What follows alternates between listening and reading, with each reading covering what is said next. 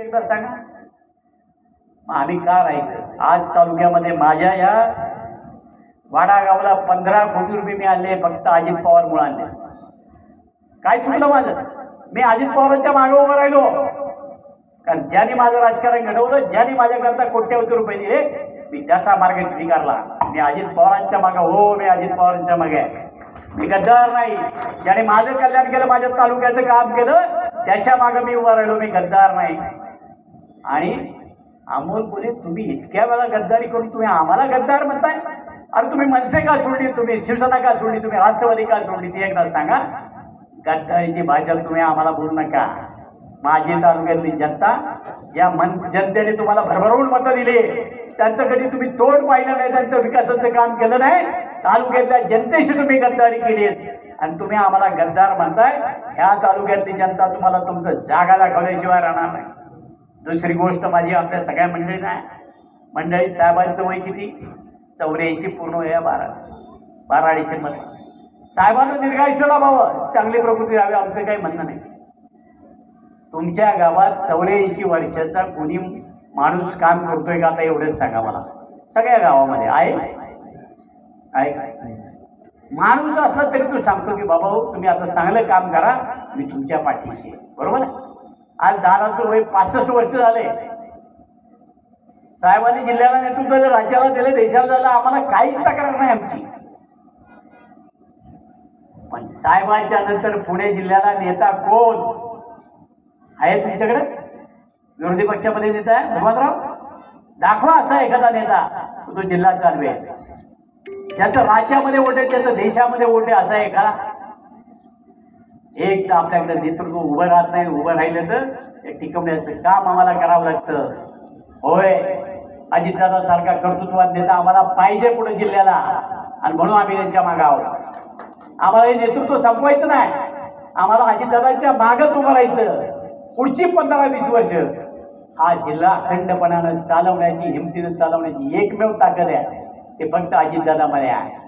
आणि म्हणून या नेत्याच्या मागे राहण्याची भूमिका आम्ही स्पष्टपणाने घेतलेली आहे. उद्या तुम्हाला काय आमच्यावर टीका करायची ती करता, या टीकेची पर्वा आम्ही करत नाही, कारण आमची भूमिका स्पष्ट आहे. हो, तुमच्या घरातला अजितदादा आहे, पण आमचा सुद्धा प्रपंच अजितदादांनी चालवला. तालुक्याचा, जिल्ह्याचा सगळा प्रपंच अजितदादांनी चालवला असेल. जिल्ह्याचा प्रपंच आणि राज्याचा आणि तालुक्याचा प्रपंच सुरळीत चालण्यासाठी आम्ही तोच कारभारी निवडला, त्याच्याच मागे आम्ही राहणार आहे. हे तुम्हाला ठणकावून या निमित्तानं सांगतो. आज तुम्ही उद्या याल, काही टीका टिप्पणी कराल, आणखी काही करायचं तरी कराल. मी कधी त्यांचा अवमान करण्याचा प्रयत्न केला नाही. मी माझी भूमिका स्पष्टपणाने मांडलेली आहे. आणि वेळोवेळी 2 मेला साहेबांनी राजीनामा दिला, 3 मेला माझं स्टेटमेंट आहे. हो, या राज्याचं, देशाचं नेतृत्व अजित पवार सक्षमपणाने करू शकतात. सगळी सूत्र अजितदादाकडे द्या. का दिली नाही तुम्ही? तुम्ही आता मला नेता सांगा. तुम्ही मला उद्या सुप्रिया सुळे जाईल का?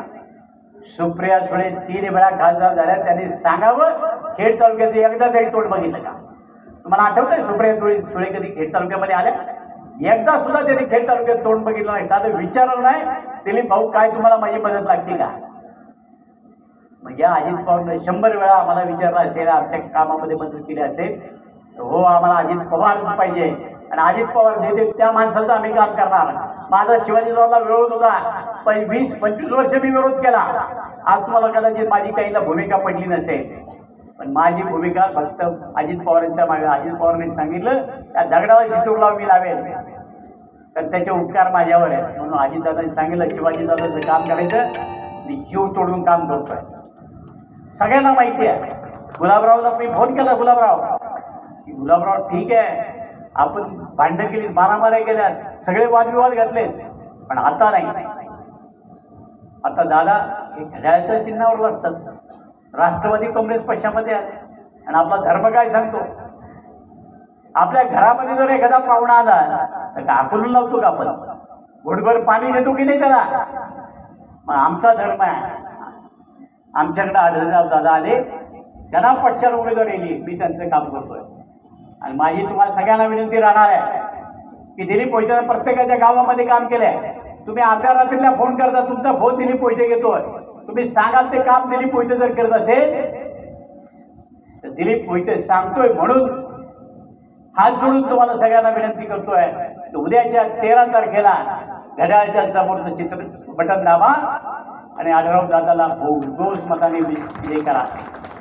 उद्या काय असेल ते वाद आपण उद्या घालू, काय मंथन करायचे विचारायचे ते उद्या करू. पण आज जर अजित पवारांनी भूमिका घेतली तर त्या भूमिकेमागे जाण्याची भूमिका आपण सगळ्यांनी घ्यावी एवढीच विनंती करता करता आम्ही सगळी मंडळी आलो. त्या दिवशी आम्हाला मर्यादा होती, आम्ही बोलू शकलो नाही आणि हा पोपट लगेच तिथं मिठू बोलायला लागला. परिस्थितीचं भान ठेवलं पाहिजे, धर्माचा मंडप होतं तिथं आपण काय बोललं पाहिजे, कुणावर टीका केली पाहिजे. आणि देशाच्या पंतप्रधानावर टीका करणे एवढी आपली कुवत असली पाहिजे. आपण कुणावर टीका करतो? नरेंद्र मोदीवर. अरे गेली 10 वर्ष सलग एक हाती सत्ता ज्या माणसानं सांभाळली, जग ज्याच्या समोर झुकत आहे आणि एक हाती सत्ता असल्यामुळे प्रश्न सुटलेत. काश्मीरमध्ये काश्मीर आमचा असताना सुद्धा आम्हाला प्रॉपर्टी करता येत नव्हती. तुम्ही काश्मीरमध्ये जाऊन प्रॉपर्टी घेऊ शकत नव्हता. 370 कलम हटवलं, तिरंगा तिथं फडकवला. 370 कलम काय झाला नाही होता का? काय वेळा बॉम्ब का नाही, गोळीबार झाला का, लाठीच्या नाही ना. त्यांना माहिती काय होईल. राम मंदिराचा प्रश्न, अरे बेले शेकडो प्रेत शरयू नदीमध्ये वाहिली, नाही झालं राम मंदिर. 500 वर्षानंतर एकमेव हा पठ्याने घरात रामाचं मंदिर बांधून दाखवलं. मग ते एखादा भक्कमपणाने निर्णय घेतला. हो, निर्णय घेत असताना काही गोष्टी चुकीच्या सुद्धा होत असतील ना. असं 140 कोटीचा जगातला सगळ्यात मोठा देश चालवायचा. चीन सुद्धा आपल्यापेक्षा आता लोकसंख्येनं लहान आहे. एवढ्या मोठ्या देशाला कुठे कमी पडले हो. जर एवढंच सगळं मोठा देश चालवला असेल त्याच्यातनं एखादं जर आपली चूक झाली तर त्याचा भाऊ करायचा. म्हणजे कारभारीने सुद्धा कारभार चालत असताना थोडं आपल्या मुलांच्या करता जास्त घेतलं कमी घेतलं तर काही घर मोडतो का आपण? मग आज देश आहे, देशामध्ये थोडंफार कमी जास्त झालं तर लगेच. आणि म्हणून माझी आपल्या सर्वांना विनंती राहणार आहे, हा देश काश्मीरपासून तर कन्याकुमारीपर्यंत अखंड ठेवायचा असेल